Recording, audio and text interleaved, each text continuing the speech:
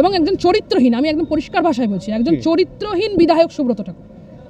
যদি প্রমাণ লাগে, আমার কাছে প্রমাণ আছে, আমি প্রমাণ দিতে তৈরি আছি। কিন্তু একজন চরিত্রহীন বিধায়ক যে 5 বছর কিছু করছে না, মানুষের জন্য কিছু করে না, তার সাথে সে চরিত্রহীন। তো সেরকম কোনো বিধায়কের পাশে আমরা থাকতে পারছি না। সে কারণে নির্দল প্রার্থী হিসেবে আমি মনোনয়ন জমা করেছি। আমি নির্দল প্রার্থী, ইন্ডিপেন্ডেন্ট। গাইঘাটা বিধানসভাতে আমি নির্দল প্রার্থী হিসেবে দাঁড়াচ্ছি। হ্যাঁ, বিজেপি করি। গত 14 বছর ধরে পার্টির পিছনে দিয়েছি, দিনদার সংগ্রাম করেছি, শাসকের চোখে চোখ রেখে লড়াই করেছি।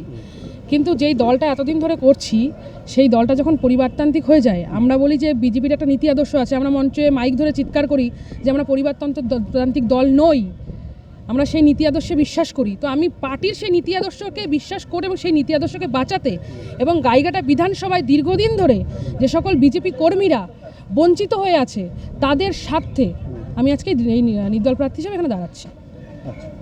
সেক্ষেত্রে আপনি বিজেপির কি পদে হোল্ড করতেন? আমি এর আগে মহিলা মোর্চা জেলা প্রেসিডেন্টের কাজ করেছি, এখন আমি জেলা কমিটির সম্পাদিকা পদে আছি। সেক্ষেত্রে কি বিজেপির শীর্ষ থেকে জানিয়েছেন?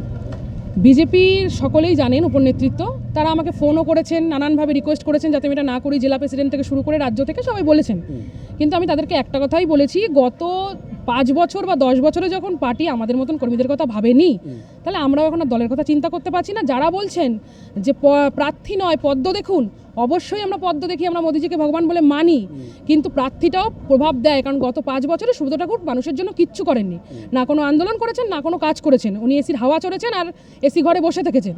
তো সেক্ষেত্রে আমরা আমরা গাইঘাটা বিধানসভার যারা প্রকৃত বিজেপি কর্মী, আমরা চাই না যে ওরকম একজন মানুষ আবার দ্বিতীয়বার বিধায়ক হয়ে আসুক।